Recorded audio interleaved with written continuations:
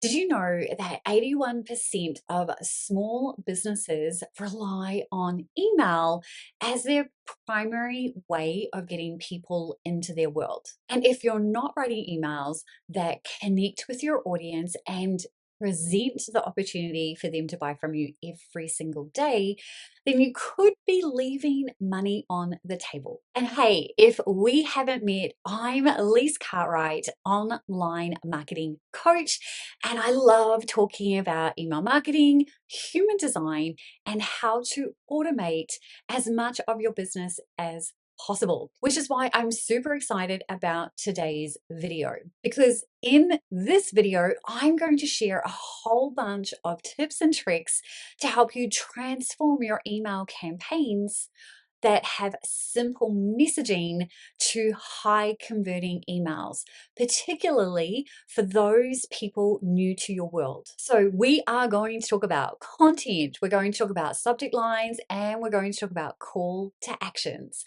I've got all the bases covered. Are you ready? Let's dive in. So it all starts with how well you understand your audience, and in particular, the brand new people coming into your world.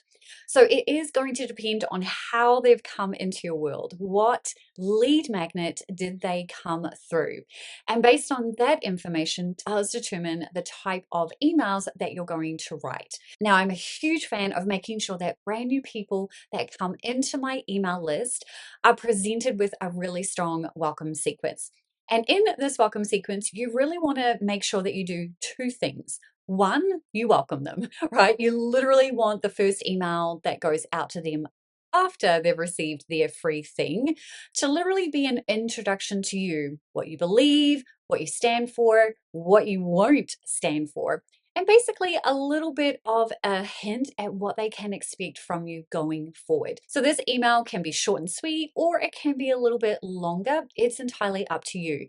Use your way of explaining and talking to your audience. It always works best. Then the other component that your welcome sequence needs to do is to let people know that you're in business. And the other important component that your welcome sequence should do is to let your audience know that you're in business. In other words, that you have something to sell. So many times I see my members forget this important aspect. We think that our welcome sequence can't talk about the things that we sell, but it absolutely can, and it absolutely should. Because if you fail to talk about that early on, you can get yourself into a situation where your audience doesn't like being sold to because you haven't sold to them. But the whole reason that they joined your email list was because you presented something that triggered the, oh my gosh, I need that. I'm going to join this person's email list. At no point would they have thought that you don't run a business, but we need to keep reminding people. So make sure that you understand your audience, you know the type of lead magnet that they've come in through, and then that should then influence the welcome sequence that they then get. You can have a welcome sequence for each individual lead magnet, or you can just have one welcome sequence that everybody gets access to. This is what I typically do, unless I have an actual intentional promotion that I want to present to people. We're going to talk about that in a little bit. So now that we know what our audience is expecting, we know what our welcome sequence is going to look like, the next area that we need to ensure we're focusing on is our subject lines. Because at the end of the day, if your email content is amazing, but people aren't opening it, what does it matter? So we do need to focus on subject lines. Now, here's the thing. Subject lines don't need to be a bait and switch. And what I mean by that is they should not be clickbaity. They should be authentic. Now, the way to write a subject line to make it super easy for yourself is to write your email first, then write your subject line. So much easier. The fastest way to come up with a subject line is to literally pull something out of the email, something that is going to intrigue your audience. I love asking questions in a subject line. I love making a statement.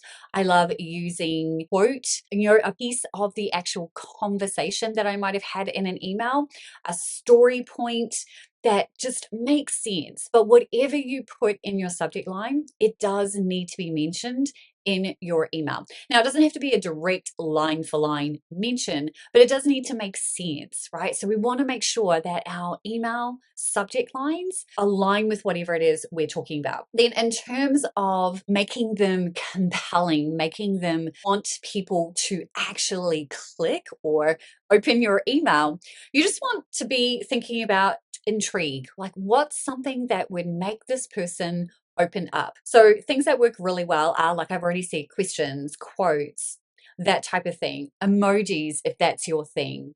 Numbers and statistics also work really well. My kind of go-to is asking a question, a conversation, like so midway through a conversation, I'll throw that in the subject line with quotes around it. Try and keep them short and sweet. I try to keep them to no more than 5 words.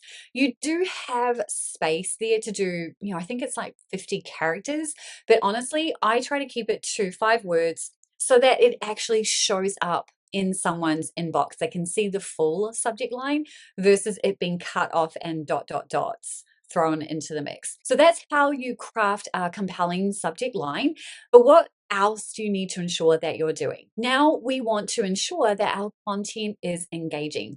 And this is half the battle in turning people into buyers, right? Converting people into an actual buyer comes down to the content in your email. Yes, you've done a great job of getting them to open your email with an amazing subject line, but in order to hook them and then convert them, you need to ensure that your content is actually what they want to be reading. So a couple of tips that I can give you right now are: number one, try and include a story wherever you can. Storytelling is the most underrated thing that you can do in an email. And it doesn't need to be this long winded story. You can keep it really short and sweet. 3 sentences, a paragraph, that's all you need. It doesn't need to be this big, huge thing, but the story needs to be able to highlight whatever it is that you want to talk about in that email. Which leads me to the other thing that you definitely want to pay attention to when you're writing content for an email is: what is the purpose of this email, or what is it that you're wanting your person to walk away with after they've gone through that email? Like, what is the point? Why is someone reading this email? What are they going to do?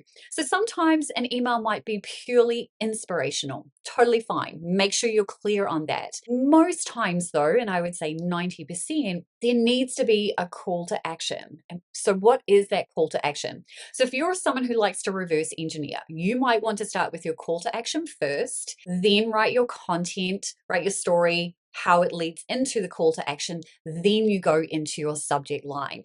That's a really nice way to ensure that everything matches up and your ideal buyer is ready to buy based on the information that you have included. So include stories where possible, and your personality is so important in those emails. So if you're someone who uses emojis, GIFs, memes, any of that, use those in your email. The more that you connect with your audience and the more that you show your audience you're an actual human being, the easier it is to convert your ideal buyers into customers right now. Which leads us to the next thing you want to ensure is compelling call to actions.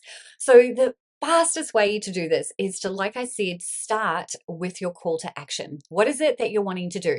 So here's what you don't want to do. You do not want to say buy now, right? That's a really crappy, really lazy call to action. Instead, think about what it is that you're offering. So for example, if you were wanting to get people into any live event, then you might say something along the lines of: join the Make Sales Everyday workshop series today and learn how to XYZ, right? So that's how you would do that. And then that would be your hyperlink. And that's a very clear call to action. Another way might be: want to ABC, get your copy here XYZ, right? And that would literally be the link. So call to actions, just think about it from your person's perspective.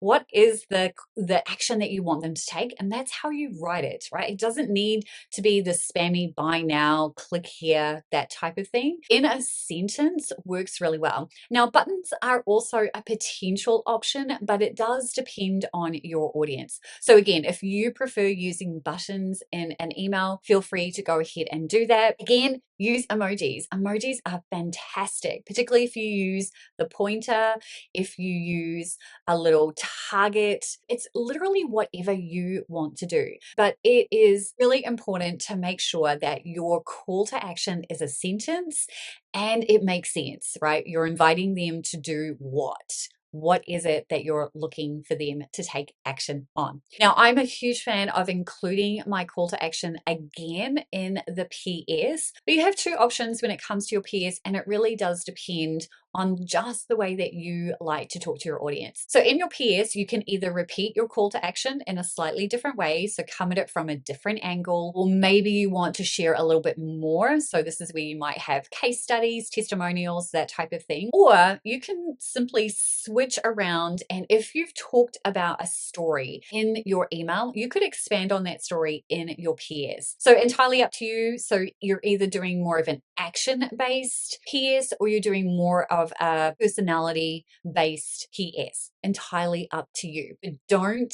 forget to include something in your PS. And one other thing that I want to share with you is the other thing that you can do is also include a preview text. So depending on your email platform, you may or may not have the opportunity to do that.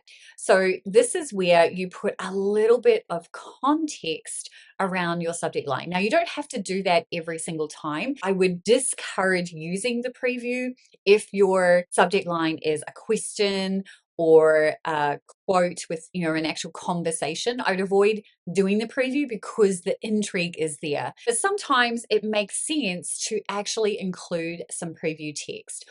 So again, this is all about what makes sense for your reader? What makes sense for the person who is opening your email? I'm a huge fan of being as transparent as possible. So just make sure that when you're crafting these high converting emails, that you're doing so through the lens of your ideal customer and the action that you want them to take. So if you want a quick overview of how to craft a high converting email, I have an email template that you are more than welcome to go and check out. You'll find that at hustleandgroove.com/email template. Super simple. Otherwise, now that you have got all the pieces in place to go and write your own high converting emails, the next thing that you want to ensure that you're doing is segmenting your email list. This is going to ensure that you have better results, particularly